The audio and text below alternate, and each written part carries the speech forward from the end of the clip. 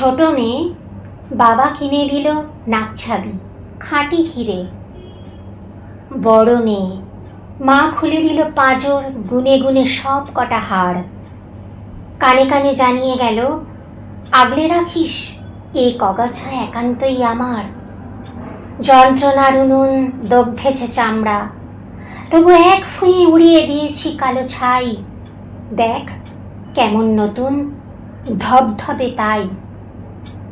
বিশ্বস্ত স্যাকরা ডেকে আধুনিক ডিজাইনে অস্ত্র গড়াস, যেমনটা তুই সইতে পারবি ভার।